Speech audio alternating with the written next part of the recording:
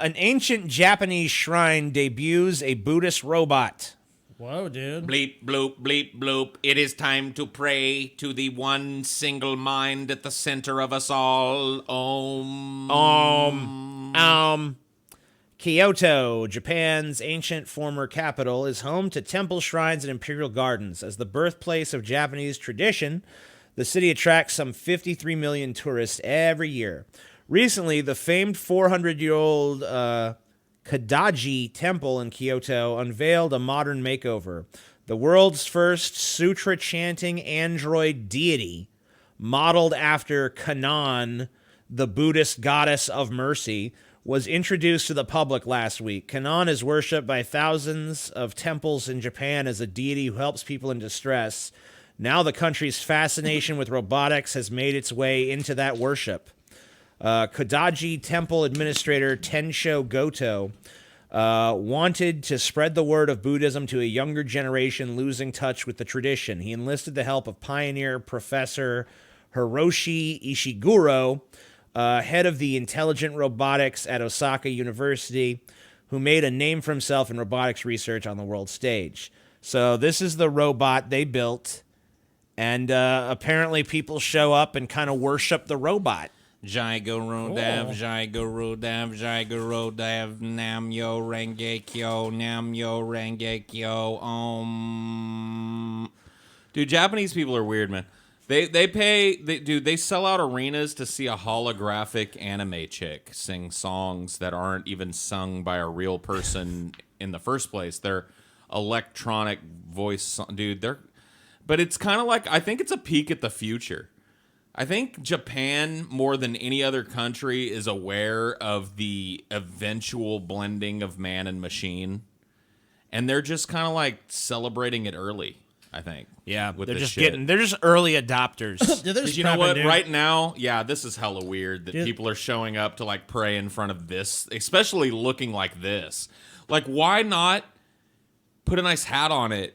Why have a bit, like, show that it's got a cavernous nothing in its head and then have a wire hanging out the front of it? I think they want it to look like a robot. Japan is like the futuristic preppers, dude. They're just getting ready for like when we all worship robots and shit.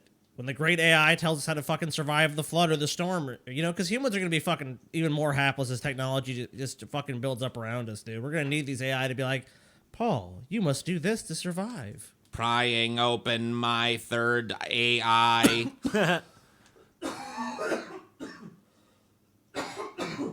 I, for one, welcome our AI dictators. The Democratic National Committee said... Shut up, bitch. The Dems won't let Fox News host primary debates. Why not? The Democratic National Committee, DNC, said Wednesday it would not permit Fox News to host a presidential primary debate, citing an explosive story this week alleging deep ties between the conservative network and President Trump's inner circle. Mm-hmm. In a statement, DNC Chairman Tom Perez said he had held conversations with Fox News about potentially allowing the network to host a primary debate. But he said the story published in The New Yorker caused him to end the conversation with the network. So basically he got a bunch of heat, and he's like, oh, we never knew about this. We don't want any part of it. Yeah, Fox News has hosted some Democratic debates in the past. It was always kind of weird that they bothered, hosting debates on Fox News. Like, I don't see why you'd have a Republican debate on MSNBC or a Democrat debate on Fox News, considering that both of those parties are pretty aligned with the opposition. Like, MSNBC is the mainstream Democratic dude, fuck news that. I want to see agency. that shit, dude. I want to see these people fucking argue and fight, dude. I want the moderator to be a fucking prick to the fucking people. It's been done before, and, it's... CNN is vying for that title these days, though. Oh, they've become the Never Trump network. Oh, yeah. Well, a lot of them. MSNBC and CNN are both that. But I want to combine But I think MSNBC is way more of a just like, we're straight up the Democrat Party line. Dude, but fuck that shit. Build it to a storyline. Then the fucking people have to fight, dude. Right. So if one of the hosts is giving one of these guys a lot of shit, they can be like, let's just fucking settle this, dude. I think they should just get away from doing it in cooperation with these news agencies. I don't know, man. I gotta be honest with you. It'll never happen. I'm genuinely against this. I think that more debates is a good thing. And so I think that the DNC should allow any news agency that they want there's going to be to put a debate. Because like there's going to be a shit ton of debates. So I wouldn't worry too much about that. Dude, the more the merrier. These fucking politicians, like I understand that primary time and election time is like a harried time for politicians, but I think it should be worse. I think they should just have an endless gauntlet of debates with just like shifting crazy questions. And they've got to come you up should have with these prep town hall for. things where you have people come in, they're not pre-screened, and ask fucking real questions. I'm not really interested in seeing a Democratic debate on Fox News. Now, if you wanted to do I a am. Democratic debate on hosted by InfoWars or something, where you're going to get the real off the wall questions, then I'd be in favor of that. But I'm for like town hall type of shit. now that's good. But you know what? The problem with town hall is that it's totally lost its meaning now because town halls aren't even really town halls anymore. Everything's so manufactured and pre-selected. Yeah, Like, I'm saying no. if you're talking about a real, Yes. open, raucous town hall Yes. with real fucking people asking real fucking questions, then okay. But if it's going to be this pre-selected, like, No, that's garbage. We don't need it. fake town hall like you keep seeing all over the place, I then don't know. fuck that. I just want them to be exposed to more, like, because here's the thing I hate about debates. How about And this for a debate idea? How about you just sit a bunch of these motherfuckers at like round tables, like 5 people on a table, no moderator, and they just have to argue shit out amongst themselves in like a free form discussion, and each make their so appeal. like real time with Bill Maher. Yeah, Why not just make That'd be the cool. internet the town hall? yeah. Why not just like, pre-screen questions for obvious troll questions, but then just put everything in a big random selector and it's just like rapid fire fucking questions from the internet. Yeah. I don't know. I want to see a politician struggle to answer, like, have you ever been so far as to, whatever the fuck that stupid shit is? Well, that's what I hate about debates, is that what it ends up being, and the reason why the last election cycle, Trump saved debates. Yeah. I watched them all just because he was in them, because I wanted to see who he was going to cuck. Low energy. But like most debates are ruined by the fact that it's just like fucking memorized answers to softball questions. And unfortunately, in this climate, there's like how many people? I mean, like every other fucking registered Democrat in America is running for president this year. So You remember when Marco Rubio's like fucking medulla oblongata short circuited and he just kept repeating He the couldn't same stop repeating the prep same over and line That's over the and over problem is like we live in an environment now where we've allowed politicians to do what I would do or what any actor would do to prep for a role, which is just memorize a script.